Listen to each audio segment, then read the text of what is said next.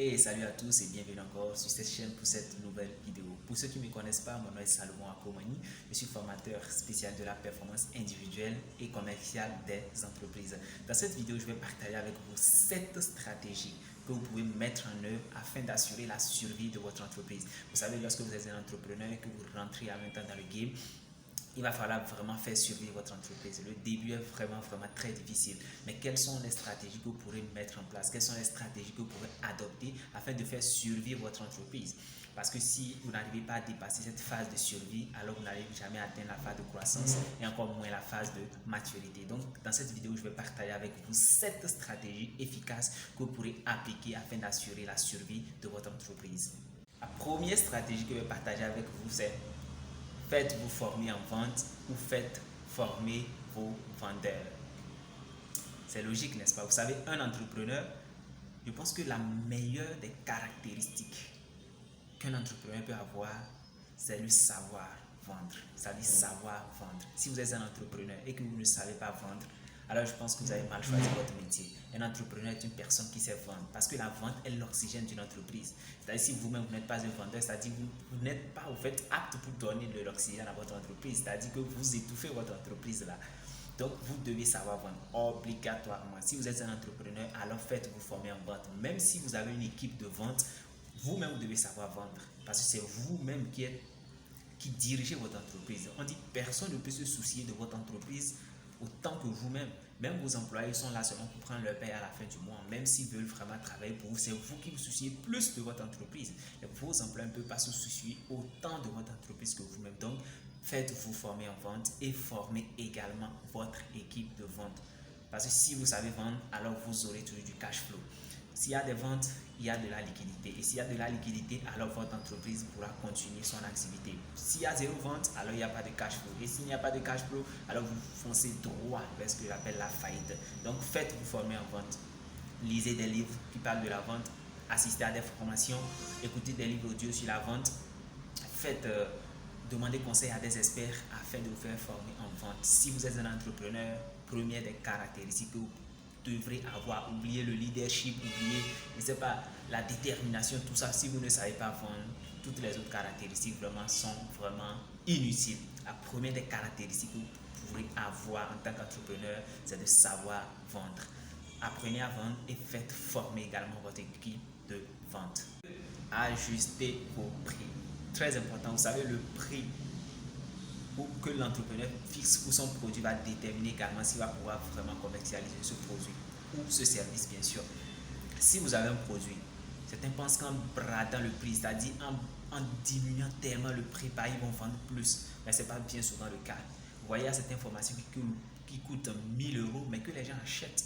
Tout simplement, vous devez voir dans votre communauté comment est-ce que les gens vendent ce produit-là. C'est très important, vous devez analyser dans votre communauté. Voilà, moi je vends par exemple des chargeurs de téléphone. Dans ma communauté, combien est-ce que les gens vendent ce chargeur de téléphone? Si je crée un chargeur de téléphone, je dois pouvoir vendre ça à un prix qui n'est pas trop élevé ou qui n'est pas trop en dessous quand même de ce que les gens vendent dans ma communauté. Si dans toute la communauté, des gens vendent, je ne sais pas, des chargeurs à, je ne sais pas, 1500 francs et que vous fabriquez un chargeur, vous décidez de le vendre à, je ne sais pas, 15 000, peu importe la qualité, vous allez voir que vous n'allez pas vraiment écouler beaucoup de produits. Donc, vous devez ajuster vos prix.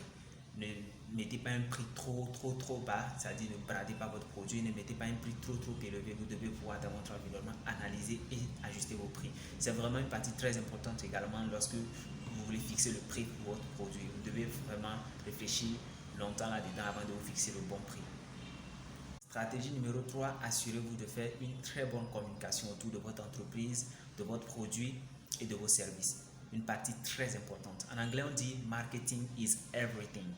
C'est-à-dire que peu importe la qualité du produit que vous avez, si vous n'arrivez pas à vraiment faire une très bonne communication, si votre marketing n'est pas percutant, n'est pas convaincant, les gens n'achèteront pas votre produit, peu importe sa qualité.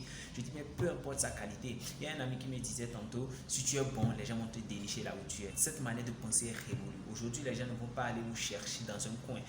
L'internet est là.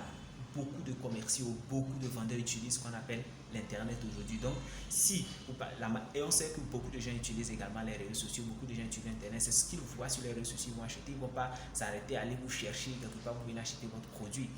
L'obscurité est le plus grand problème des business. L'obscurité est le plus grand problème des entrepreneurs.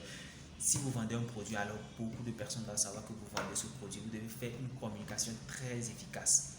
Vous devez aligner vos équipes commerciales et marketing afin que vraiment la communication soit juste exceptionnelle. Parce que si vous arrivez à faire, si vous arrivez à faire un bon marketing, alors vous allez forcément vendre. Comment est-ce que des gens peuvent vendre des pierres?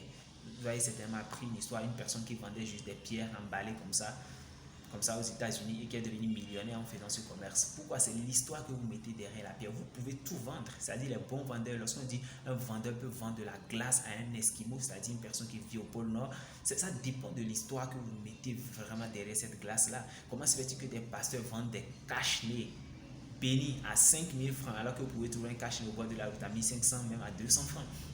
Tout simplement, c'est l'histoire que vous mettez derrière cela, le marketing que vous faites sur le produit, sur le service est vraiment très important. Donc la communication que vous mettez, l'histoire que vous racontez derrière votre entreprise, derrière votre produit, derrière votre service est vraiment très très importante. Donc vous devez vraiment vous assurer de prendre du temps de réfléchir et de faire une très bonne communication sur les produits que vous vendez. Une partie très importante, le marketing. Souvenez-vous, marketing is everything. Peu importe la qualité de votre produit, de votre service, si vous n'arrivez pas vraiment à faire un très bon marketing, c'est peine perdue. Stratégie numéro 4, faites de temps en temps des promotions. C'est une partie également très importante. Vous devez faire des promotions pour vos clients. Vous devez montrer à vos clients que non, vous les aimez. Vous devez montrer à vos clients que non, nous voulons vraiment vous apporter de la valeur. Si vous vendez par exemple un produit à 1000 euros, de temps en temps, vous pouvez rabaisser le prix, pourquoi pas à 499 euros. Ce faisant, les gens pensent qu'en rabaissant les prix comme ça, en faisant une période de promotion de 2 semaines, ils vont perdre. Mais vous devez faire des calculs statistiques. Vous devez bien vous assurer que en faisant ce rabais, je prends un produit d'une valeur de 1000 euros, je fais un rabais à 499 euros. Vous allez voir combien de personnes vont acheter.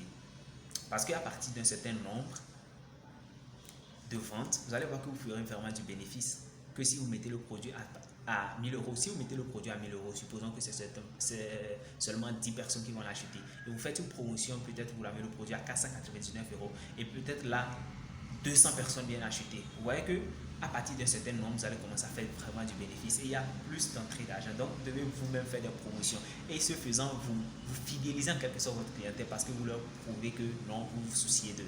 Vous voyez, très important. De temps en temps, faites également la promotion de vos produits. Je ne vous dis pas de vous lever tous les jours de faire la promo.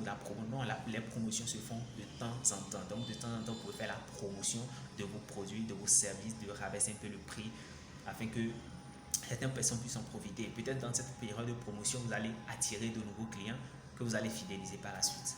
Faites de temps en temps des périodes de promotion.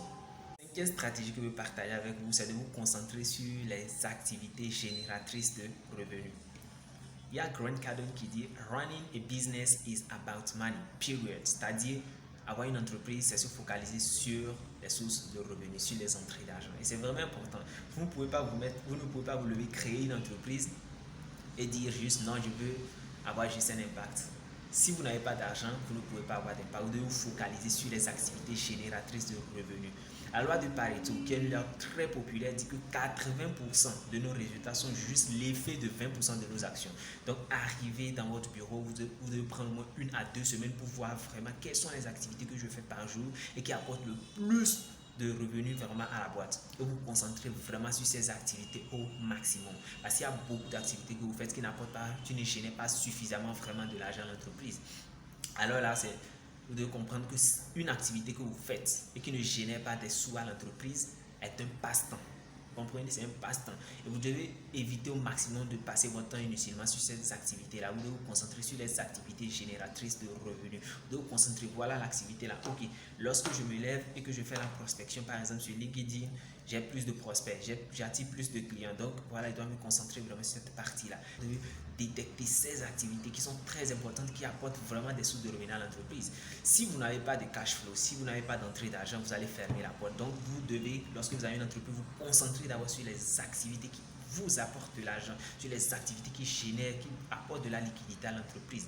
Et là seulement, après, vous pourrez vous concentrer sur d'autres tâches moins importantes. Sinon, les tâches les plus importantes dans votre boîte, c'est celles qui vous donnent de l'argent. C'est celles qui vous donnent de l'argent. Si vous avez créé une entreprise, c'est pour gagner de l'argent. Vous devez comprendre cela. Donc, concentrez-vous sur ces activités qui vous font gagner beaucoup plus d'argent et arrêtez de perdre votre temps sur ces activités qui ne vous apportent rien. La sixième stratégie que je veux partager avec vous, c'est de viser grand et c'est-à-dire d'avoir une grande vision. Pourquoi je dis cela? Lorsque vous créez une entreprise et que vous avez juste le désir, non, je vais juste être dans ma communauté, je vais juste avoir des clients dans la ville, je vais juste avoir des clients juste dans mon quartier. Vous êtes parti déjà sur de mauvais pieds. Vous savez, dans la jungle, le monde entrepreneurial, c'est un peu comme la jungle. Tout le monde vient s'implanter et cherche la nourriture. Vous comprenez, non? Donc, il y a le guépard, il y a le lion, il y a le loup. Chacun est là, il veut chasser. Vous êtes là à la recherche des clients, à la recherche des clients. Si vous vous couchez, le guépard ira chasser l'antilope. Il va tuer peut-être la seule antilope qui est dans la zone. Et il va manger. Et vous serez là. Si vous ne chassez pas, vous aurez faim et vous allez mourir. Donc vous devez chercher des clients, vous devez être là. Chaque fois, vous avez plusieurs compétiteurs, vous avez plusieurs concurrents qui sont là autour de vous, qui veulent également ces clients. Si votre business n'est pas en train de croître, il est totalement en train de mourir. Pourquoi? Parce que si vous ne délivrez pas un produit à certaines personnes qui en ont besoin, alors forcément d'autres personnes le font. Et s'ils ont ces clients, ils vont les fidéliser et vous n'aurez plus de clients. Donc vous devez obligatoirement rêver grand et vouloir vraiment avoir, vous rentrez au fait dans une mentalité de dominer le marché. Je rentre dans la mentalité de je veux la grande part de marché. Vous comprenez? Comme je le disais, le monde entrepreneurial, c'est un peu comme dans la jungle. Vous voyez, lorsqu'il y a un petit arbre qui pousse sous un grand arbre dans la forêt, le petit arbre a plus de chances de grandir. Tout simplement parce que le grand arbre a des racines vraiment enfouies dans le sol, il va prendre la majeure partie des minéraux. Le petit arbre risque de rester petit. Donc vous devez rêver grand, vous devez lutter de sorte de vous en sortir. S'il y a déjà de grandes entreprises, elles ont certainement une grande part de marché. Et lorsque vous venez vous implanter, vous devez savoir que vous avez encore un lourd travail à faire. Parce que ces grandes entreprises risquent de vous noyer, risquent carrément de vous faire rester petit parce qu'elles ont déjà une grande part de marché. Là où vous allez devoir lutter, vous allez devoir rêver très grand, vous allez devoir faire des efforts considérables afin de prendre une part de marché. Vous devez comprendre cela. Ne rêvez pas petit. Si vous rêvez petit, c'est juste dans ma ville, rêvez dans le monde. Et c'est même pas dans votre pays, rêvez dans la sous-région, rêvez même dans le monde, pourquoi pas. Vous devez avoir une très grande vision. C'est ça qui va vous sauver. Si vous avez une grande vision, alors vous aurez des idées qui vont. Vous aurez ce qu'on appelle l'inspiration, la créativité nécessaire afin de voir comment vous allez faire pour atteindre ces objectifs. Comprenez donc, arrêtez de rêver petit et rêvez grand. C'est ça qui va vous faire survivre. Et la septième stratégie que je vais partager avec vous, c'est soyez persévérant. Vous savez, en entrepreneuriat, la persévérance est une caractéristique aussi indispensable. Soyez persévérant. Vous savez, vous n'allez pas convaincre un client d'acheter votre produit juste à la première tentative, peu importe le beau discours que vous allez lui faire. Ce n'est pas forcément ça.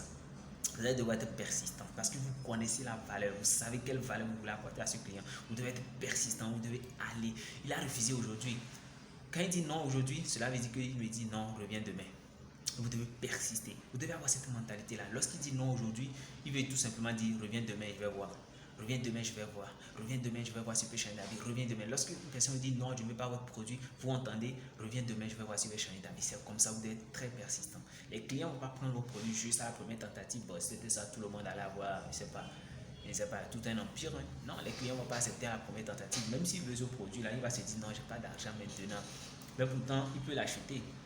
Il a un budget, c'est-à-dire il achète l'habit là, la chaussure là, mais vous, votre produit ne veut pas l'acheter. Vous devez le convaincre d'acheter vous, votre produit.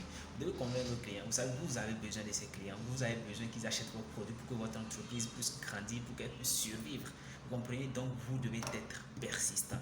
Ça dépend de vous et c'est votre entreprise. Donc, si le client refuse, c'est à vous de trouver les stratégies pour le convaincre. Parce que c'est vous, c'est votre survie qui en dépend. Vous comprenez? Donc le client, si lui n'achète pas, il continue. Tu vas te dire, ouais, il a perdu certainement quelque chose. Il a perdu une grande valeur. Supposons que vous vendez des campagnes publicitaires. Vous savez très bien que si j'aide vraiment ce client-là, il va vendre plus. Mais lui, il ne croit pas en cela. Il doute, il fait si convaincre-le. Si vous n'arrivez pas à le convaincre, persistez. Parce que cela dépend de vous. Si vous savez que vous avez une valeur, les gens refusent vraiment d'acheter, de faire l'essai, vous devez les convaincre. Parce que si eux, ils n'achètent pas, vous allez faire faillite quand même.